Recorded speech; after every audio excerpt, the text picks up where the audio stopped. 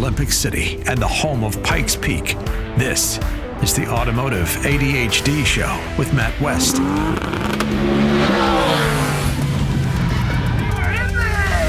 And here we are, rocketed on the Automotive ADHD Show, heard around the world as a podcast here in Southern Colorado on the radio, AM 1460 and FM 101.1. The Answer in Colorado Springs, and then further south in the state in the Wet Mountain Valley on 91.7 KLZR, voice of the Wet Mountain Valley. Matt West here, talking cars with you on the weekend. I've got a loaded show for you today. We are going to talk about some of the most reliable and the least reliable cars of 2023 as we wrap the year up. Consumer Reports did their thing. They did their surveys, and the numbers are in.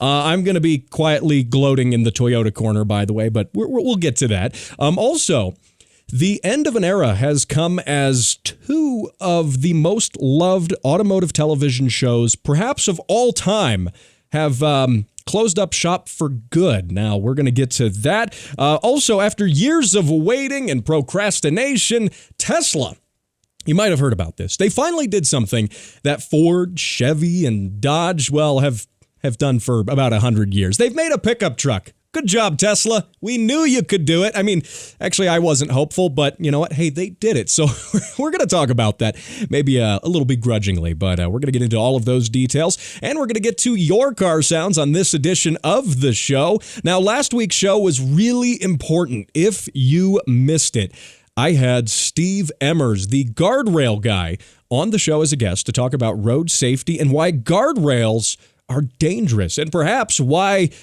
they are better, why they're more suited to, causing injuries and things like that than they are for actually saving lives. And it's a really important interview. It's a heartfelt story about Steve and some tragedy in his life that prompted him to become a road safety advocate. And you really got to listen to this interview. If you missed it, you are missing out. Go listen to it on the podcast. Tune into it after this show right here on the podcast. You can find it wherever fine shows and mine are downloaded. And that includes Spotify, iTunes, iHeart, all of the places, in fact. So you gotta go listen to it, and it's really worth hearing. So now, before we get to anything else here during the show, you got to hear about this. Michael Schumacher's race-winning F1 tire from 1996 has now been turned into a bracelet. And you can buy one, by the way, a Michael Schumacher tire bracelet from the actual race. If you are, by the way, it's got diamonds in it too, in case you were wondering on that. No, but it has been turned into a bracelet. No, it's not cheap.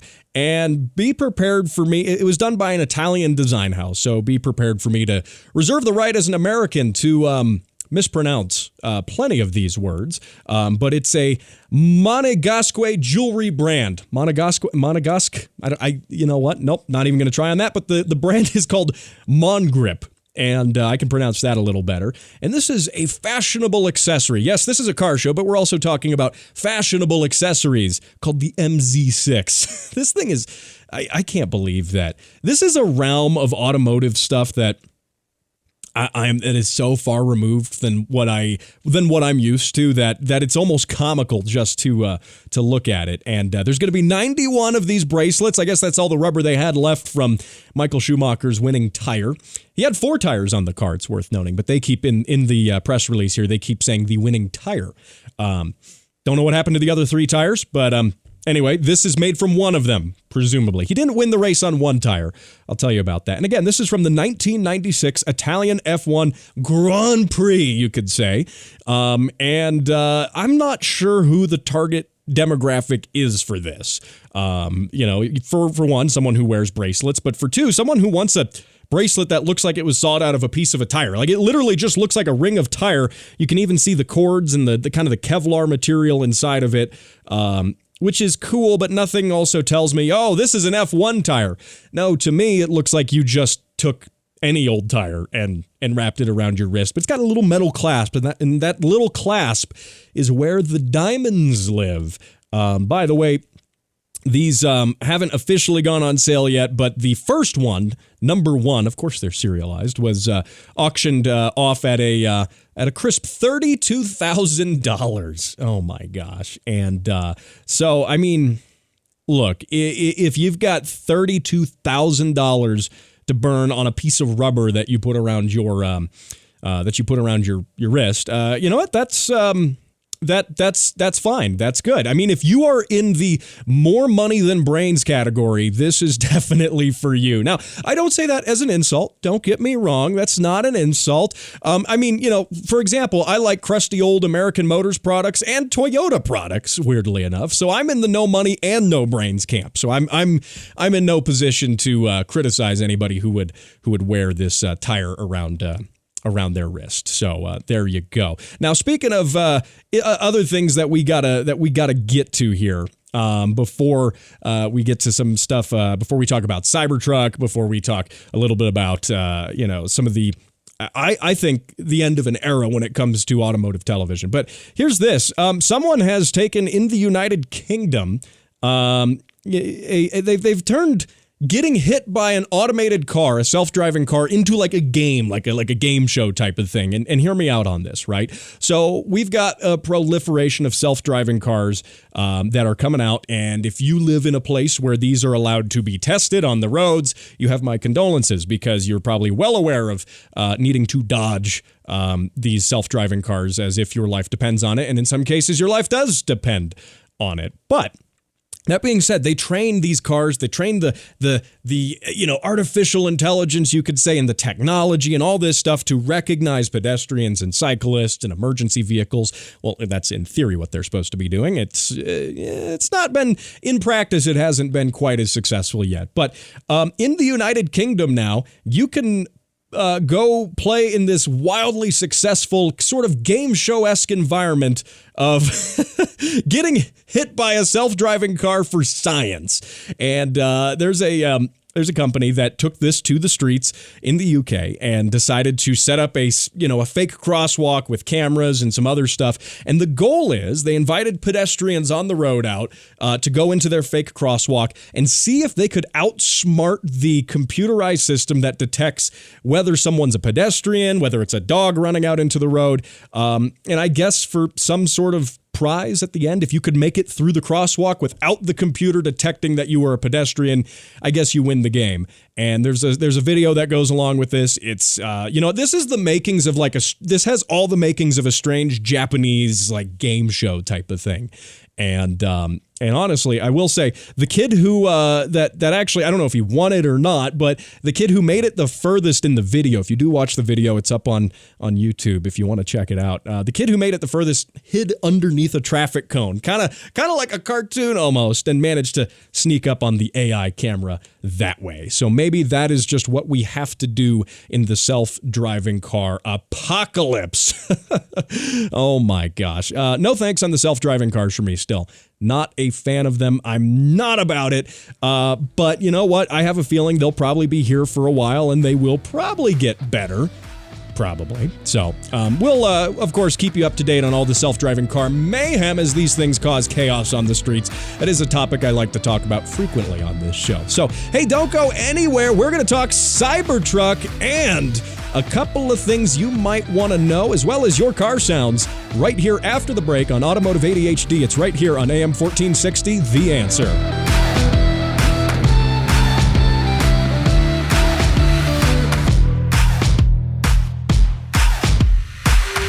'Twas the night before Christmas when all through the house not a creature was stirring, not even a mouse. The children were nestled all snug in their beds, while visions of turbos danced in their heads. When out on the lawn there arose such a clatter, I sprang from my bed to see what was the matter. When what to my wondering eyes did appear but a Mark IV Supra with boost to here, and a little old driver so lively and quick, I knew in a moment he must be Saint Nick. And then in a twinkling I heard the tires screech, the prancing and pawing of each horsepower. Down the track St. Nicholas came with a bound, a bundle of parts he had flung on his back. He spoke not a word, but went straight to his work, and filled all the stockings with speed parts and more, for the children would not have to return the core. He sprang to his Supra, with tires to roast, and down the track he went making the most. With 40 pounds of boost on tap he tore, knowing the children would soon have more. Saying Merry Christmas from the Automotive ADHD podcast, Ho, ho, horsepower.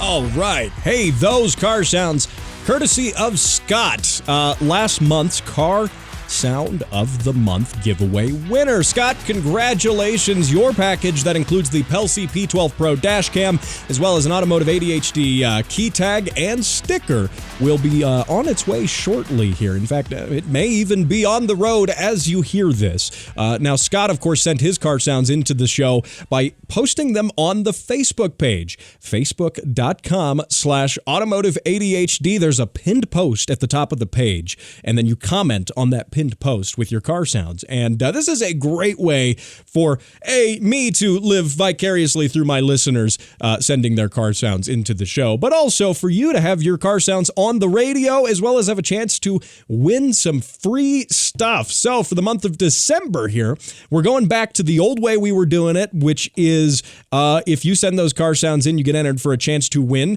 a $25 auto parts store gift card, a Automotive ADHD keychain, as well as the Automotive ADHD sticker. So we're going to go ahead and do that. I'm going to have some more fun prizes in the future here. I'm working on some cool stuff. What you saw last month with Pelsi, who was kind enough to sponsor the month's Car Sound giveaway, that's just the start. So hang tight. There's some cool stuff there. I encourage you, though, to send those car sounds in regardless, because you can always enter again for your chance to win. Just send me more car sounds. So very cool stuff there. Again, facebook.com/Automotive ADHD. So I promised you talk of the new Consumer Reports data, which has come out, which is every single year they do surveys with owners. They look at their own test fleet. They compile this data to figure out what cars are the most reliable and which ones, you might find more interestingly, are not reliable. And starting off, we've got brands, just looking at brands aside from models. And this might not surprise you. And I say this with a degree of pride, somewhat, knowing that, Toyota can do no wrong. And in this case, when it comes to reliability, Toyota can do no wrong. I'm just going to ignore the fact that I've had several issues with my Toyota this year. Never mind. I didn't say that on the air. But anyway, that being said, Lexus came at number 1 in reliability, which is Lexus is just fancy Toyota with leather. And then Toyota, number 2, came in number 2 on there. Followed up. Here's the curveball, though. You think, all right, number 3's got to be Honda. It's got to be Honda, or at least Acura, right? Right? Come on, Honda and Toyota, they are the mainstreams of reliability. No, it's Mini Cooper. Mini was number 3, which is really weird considering that BMW made number 9 on the list, but Mini is made by BMW. Go figure. You can't see it on the radio, but I'm throwing up my hands in a gesture of confusion and surprise here. Mini, number 3. And then number 4, Acura. Number 5, Honda. Subaru made number 6 with predicted. They have a predicted reliability score, by the way. So for reference, not just ranking it 1 through 50 or whatever, but Lexus, for example, predicted reliability score of 79, going down to Subaru, predicted reliability score of 69. Nice. Then Mazda, 67% predicted reliability. 7 on the list. Yeah, Mazda to me is never, they're a Japanese brand and we associate quality with the Japanese makes because of Toyota, because of Honda, and, because of these things. But to me, Mazda's never, I don't know, they make great cars. They do. I mean, Mazda, the home of, the creators of the Miata, for heaven's sake. The Miata is an amazing car. I've just never thought of them when I think of long-term reliability. But, plenty of Miatas are. The Miata guys are probably gonna riot and throw their 1.8 NA blocks at me or something. But anyway, so Porsche came number 8 on the list, which aside from Mini, which I guess is technically a German brand now, is the first ranking German luxury brand, we'll say, followed up by BMW. Kia and Hyundai made 10 and 11. I'm not going to go through the entire list here because it's really long, but I'm going to give you some more highlights here. Volkswagen, 27. Yeah, that's near the bottom of the list. I expect that of Volkswagen. I have friends who own Volkswagen, like modern Volkswagen products, Audi products as well, and they don't have a great time with reliability right now, especially on some of the newer stuff. Volkswagen's 27, Rivian, the electric truck manufacturer, 24, which that's to be expected with a truck like that. Rivian's a newer company, and they haven't been around nearly in terms of production and things like that as long as like Ford and Chevy and Dodge. That's to be expected. Tesla, somewhat too. You might be wondering where Tesla came on the list. Let's see if we can find it. Number 14, Tesla. That's all right. Now, who's the end? Who's the tail of the list? It's Chrysler. Yeah, Chrysler. Yeah, I can imagine that too, with a lot of things that folks have dealt with certain modern Chrysler products here, and some of the least reliable Chrysler models. You might be wondering about this: the Chrysler Pacifica and also the Chrysler Pacifica Hybrid. So I guess the Pacifica loses twice because the regular one is unreliable, and then the hybrid one, which is just the regular one but with hybrid stuff, is also unreliable. So I guess that's to be expected. Now let's talk a little bit here too about some more unreliable cars. What are the 10 least reliable cars? We're not talking makes, we're not talking manufacturers, specific models here. And some of the least reliable cars include, well, you wouldn't be surprised, but it would very likely be, more Chrysler products and things like that. And it's one of those things that, when we look at cars as car enthusiasts, I think I got to preface this here and say that we don't need, necessarily need to know what the most reliable thing is, right? When it comes to stuff like that. Like, we buy cars, we like cars, even though they are unreliable, right? And with that, that's just par for the course. As a car enthusiast, I think, sometimes we gravitate towards things that don't make the most amount of sense, right? And with that, I mean, look at all the car guys out there who like things like Fiat. I mean, come on, man. And they're cool, right? Like, old school Fiats are a thing. Italian cars, Alfa Romeo. I mean, come on. Alfa has made some of the coolest cars in the history of the world, and yet they are terribly unreliable, expensive, and all of these things. And they always have been. People say, well, they're new now. They're better. They're still, look, you sometimes can't change how these things work. And so anyway, we'll get to some more stuff on here when it comes to least reliable cars. We'll get to some more of that later. I think I see a few things here I want to save for later, but I do have to talk about this here before we wrap up this segment and talk about Cybertruck. So on television, if you watch, if you've ever watched any automotive TV show, you might recognize Top Gear, right? Top Gear has been around for decades in its current form. That's been around since the early 2000s with Jeremy Clarkson, Richard Hammond, and James May being the hosts of the show. And then after, 2016, they departed and they got some new hosts. It's kind of been a revolving door of hosts since then. And with that, they've had, a number of hosts through the show, and it hasn't.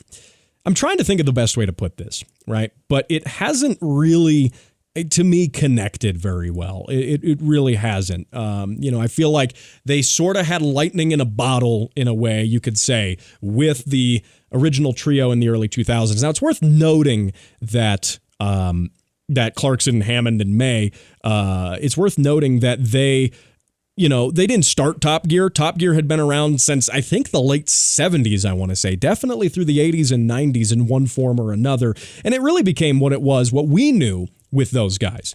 Now, Top Gear has been canned, though, unfortunately, by the BBC. So production stopped at the end of December 2022 because one of the hosts, unfortunately, Frenty Flintoff, was unfortunately injured in a pretty bad accident while filming, so they stopped filming the show. Now, the show previously had been famous for some incidents while filming, which which relates to Richard Hammond's crashes in the 300-mile-per-hour, jet car and things like that. So there've been things like that. But since then, they paused production. They haven't resumed it. They've now come out, the BBC has come out saying that they have officially canned the show for the, quote, foreseeable future. And perhaps the BBC just wants to go in different ways. Perhaps their insurance and the way their business model has to work, perhaps that's no longer viable. Maybe they're not seeing the sort of viewership that they were seeing with Clarkson, Hammond, and May. Well, in fact, I know they haven't been seeing that. But I think the last iteration of Top Gear has actually been pretty good. Yeah, it hasn't been lightning in a bottle like the original trio, but it's been good. Now, that being said, the original trio, well, they have also announced effectively their retirements from the Grand Tour. So the Grand Tour being the program that the original trio went together on, after leaving Top Gear, right? After Clarkson gracefully punched a producer in the face, as gracefully as one can, by the way. But after he did that, they moved on. Well, they've now announced, too, that this next season of the Grand Tour, this is the last one. And Clarkson said this. He says, quote, "We're done.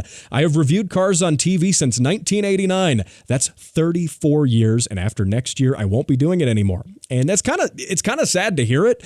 But you got to imagine, too, like he said, he's been doing this for 34 years. I imagine these guys want to retire. They've had their fun and they want to kick back and enjoy some of maybe their project cars. I don't know. And, it's just interesting because it's the end of an era, right? Like Top Gear, I would credit Top Gear for getting myself, as well as many other of my millennial peers, into cars. And as a whole, like at least as part of that, right? I think, and at one time it was the most widely viewed factual, I say in air quotes, television show at one time. So anyway, hey, don't go anywhere. We are talking Cybertruck right here after the break. You're listening to Automotive ADHD on AM 1460 and FM 101.1, The Answer.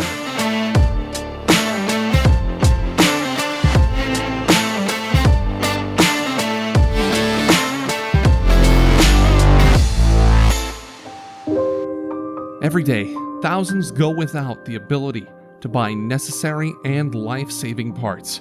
Parts like turbos, coilovers, and wheels. I'm Steve, turbocharged BRZ. It doesn't run because I can play with my connecting rod through the hole in my block. Project cars sit unfinished, waiting for parts, collecting dust. My name is Todd, and I bought a rotary. It's okay, bro. We'll swap it. But no more. You, yes you, can make a difference. More information is available on the Automotive ADHD Facebook page, facebook.com/Automotive ADHD. Colorado Springs' #1 car show by default. This is Automotive ADHD. Oh, man. All right. Hey, send your car sounds into the show. If you're not sending your car sounds into the show, where are you sending them, right? Facebook.com/Automotive ADHD. I play your car sounds on the radio, and you have a chance to win free stuff at the end of the month whenever you do it. So definitely get on that. If Facebook isn't your speed, if you like email, that's okay. Matt@throttlewarrior.com. So I've been hyping this up a little bit here over the course of the show today. Cybertruck, right? The Cybertruck. You've undoubtedly heard about it at this point, unless you've been completely, unless you were hiding in a nuclear bunker and you've been there for the past 30 years and you just came out on today. You might not know what I'm talking about. But the Cybertruck, honestly, it has irreparably ruined my day. As I was sitting down looking for stuff to talk about here on the show this week, I was doing my show prep. I struggled to find anything in the automotive media that was not Cybertruck related. I mean, really, I truly did. So, you know what? At this point, we're halfway through the show. I'm caving. I'm caving on that completely. I'm just talking about Cybertruck. There's nothing else to talk about, and I'm disappointed that I'm talking about Cybertruck. So anyway, Cybertruck. If you may be aware of it, Tesla's pickup truck. They're going boldly where many auto manufacturers have already gone and continue to go, which is making pickup trucks, because pickup trucks just sell here in the United States. They just do. And now I will say, Jason Camisa from Haggerty did a wonderfully produced review of the Cybertruck, and it's well worth the watch. I was talking previously about Top Gear and the loss of these great programs on television that inspired a generation of car enthusiasts. With that, Jason Camisa is carrying that torch with Haggerty. I mean, they are making I don't often endorse other people's shows and content, but they are making some wonderfully produced stuff. I mean, if you've got a Top Gear sized hole in your heart right now because of the end of Top Gear or the Grand Tour, either, go check that out. You really are missing out if you're not checking out Haggerty's YouTube channel, and specifically the series hosted by Jason Camisa. It's wonderful. But that being said, the Cybertruck, the hype of it, I mean, the Cybertruck itself has been hyped up for years now, several years. We saw the prototype several years ago, and then they said, yeah, we're going to make it. We're delivering to customers next year. Didn't happen. Then the next year, yeah, it's going to be next year when we deliver to customers. All right, another year goes by. Well, finally, they say they've been producing Cybertrucks. They're working. They have the assembly line. It's up. It's running. And now, as of Thursday, this last Thursday, I should say, they've begun delivering trucks to customers. I say delivering. It's not like if you're on the wait list, you're having one show up at your door. It was a launch event where some of the very first people, kind of hand-selected folks, you could say, got to receive their Cybertrucks. Now, the Cybertruck, I mean, it really wowed people. It was a media sensation when it came out, when the prototype truck came out with the design. Wow, it looks very different than anything else. People speculated there's no way they're producing that. That's just a concept car. Well, they did produce it, and it very much, the production model looks very similar to the prototype model.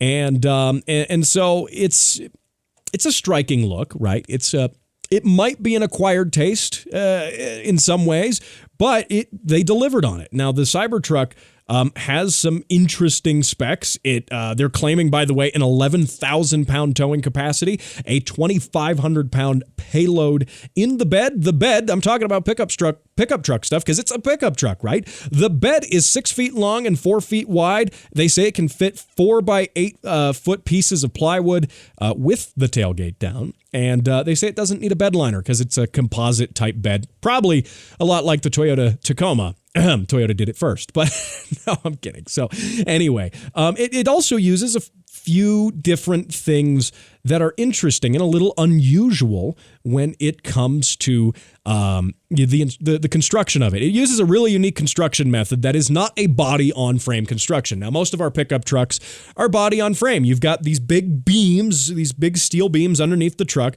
that make up the frame, and then the body is stuck to the frame, and the frame holds the drivetrain and the suspension and all of that stuff. And I mean, that's how commercial trucks have been made. That's how pickup trucks have been made since the dawn of pickup trucks. And in fact, that's how a lot of cars, even cars, road-going cars, were made for a very long time.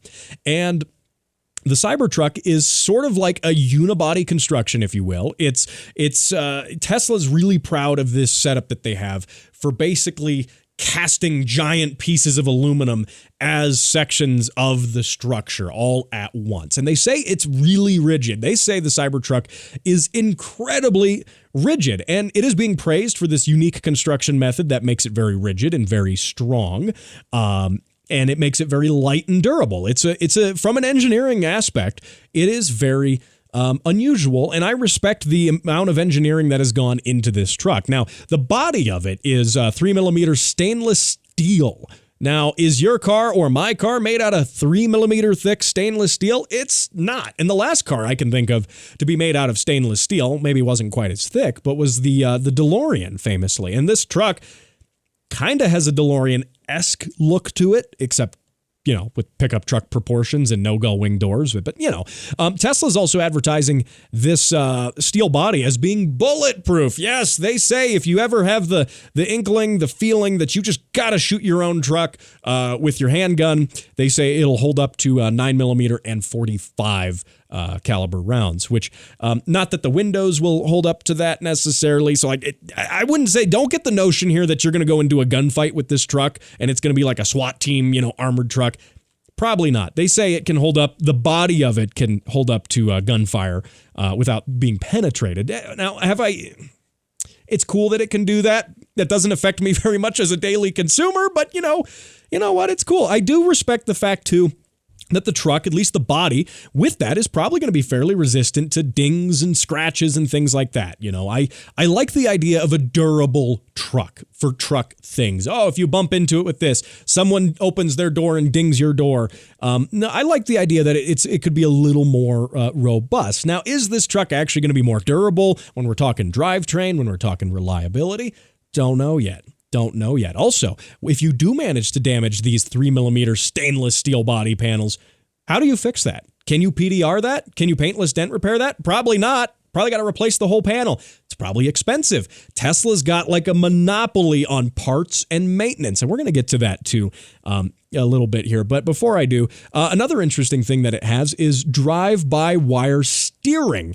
The steering wheel isn't physically connected to the front wheels of the truck. There's no physical connection. It's got a force feedback unit in there that simulates feedback, and it's complete drive-by-wire. Now, it also has four-wheel steering. So you're steering and acts on all four wheels, and it's drive-by-wire, 100%. Now, the drive-by-wire part is probably necessary for it to be true four-wheel steering, and they say it's got a tighter turning radius than a Tesla Model S for being a big, gigantic pickup truck. Again, from a technical aspect, from a technical aspect, it's going to be very interesting. And so anyway, it's an interesting truck. The engineering is very cool. And again, it's a unique design from a design perspective and from an engineering perspective. It's also got quite a bit of performance. The Cyber Beast trim level of this truck is going to have 845 horsepower, which is quite a bit. That's quite a bit of horsepower in a pickup truck. And it's very fast in drag races and stuff. I think this thing is going to be, this thing will be showing up to drag strips, local strips and stuff, and blowing the doors off of everything, which, come on, at this point, speed with electric vehicles is no longer a commodity. It's just an average thing that we can have now. I think electric vehicles, and just looking into the future with more electric vehicles on the road, more hybrids, and still gas cars, I don't see a fully electric future truly happening. I really don't. Even though our governments and certain people in our government want it to happen, it doesn't mean it's going to happen. But that being said, I think that's really going to change how we enjoy cars, because everything is going to be fast. So I think finding cars and building cars for engagement and driver feel might actually become important as everything suddenly is a performance car. So, hey, don't go anywhere. I'm going to give you more of my thoughts on this Cybertruck and why I think you probably shouldn't buy it, actually. I'll tell you about it here after the break. You're listening to Automotive ADHD, and it's right here. Ladies and gentlemen, the Speed Council proudly presents Automotive ADHD, now on video. For better or for worse, subscribe to Automotive ADHD, now playing on YouTube and Rumble. All right. Hey, car sounds, send them into my show for a chance to be featured on the radio, as well as a chance to maybe qualify for some cool stuff. Yeah, you got to check that out. Facebook.com/Automotive ADHD. Don't get me wrong, you don't have to break any laws or do anything crazy in recording your car sounds. I'm not asking you to do that. If you do that, that's on you. I can't stop you. But if you do get pulled over by the police and your excuse is, well, this guy Matt on the radio told me that I should do it, I'm going to deny any involvement in knowing what you do. I don't know who you are. I don't even do a radio show. So yeah, don't use that as an excuse. But that being said, we've had tractor sounds, motorcycle sounds, all of the above. I've had a guy send in sounds of his engine literally blowing up on the track. So the bar is not high here. So anyway, now I was talking before the break about the Cybertruck and how the official launch of it, at least to customers, happened last week, and my thoughts on the truck. And again, some cliff notes here. 845 horsepower in its highest trim version, 4-wheel drive. It's also pretty expensive. I didn't mention the price in the last segment, but it ranges from $60,000-ish for the rear-wheel drive model, which why would you buy it in rear-wheel drive? That makes no sense. $80,000 for the all-wheel drive model. And that's a pretty pricey pickup truck, right? But weirdly enough, kind of par for the course for pickup trucks, especially full-size trucks now, especially if you've looked at any full-size Rams or, Fords or even Chevys. I mean, look, these trucks are getting expensive. Honestly, I think that trucks, especially truck prices, are out of hand at this point. I mean, it's absurd. I mean, you even look at some of the higher trim, like Chevy Colorados, for example, a mid-sized truck, right? And they're $60,000. I mean, it's absolutely nuts, in my opinion, how expensive trucks have gotten. Now, like with the Cybertruck, right? You're paying a good amount of money, but it's not that different from what you have with Chevy, what you have with Dodge, especially for a high trim luxury truck. And that's what this is. I don't think you're going to have very many construction contractors buying these Cybertrucks at that price point. Not only that, the weird sloped design, the angular design of it, it doesn't have a flat area where you can just easily load something into the bed from the side. The back of it slopes down there, also completely ruining your rear view visibility, which makes the vehicle require to have cameras to even see what's going on. A lot of people aren't going to be using this as a work truck. This is a luxury truck, completely through and through. It is a luxury truck, and it's priced like one. It's also, like I said, very fast. We're talking 0 to 60, by the way, on the high performance model in a matter of 2.6 seconds, which is mind blowing when you consider that the truck weighs nearly 7,000 pounds. And it does 0 to 60 in 2.6 seconds.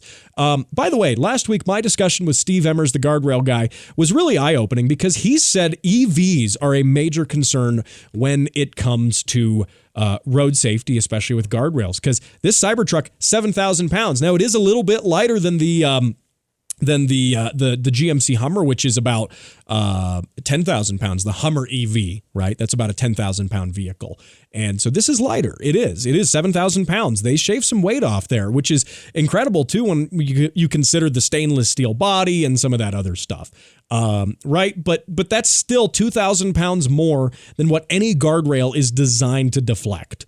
Guardrails, per Steve, what he said, guardrails are designed for 5,000 pound vehicles, period.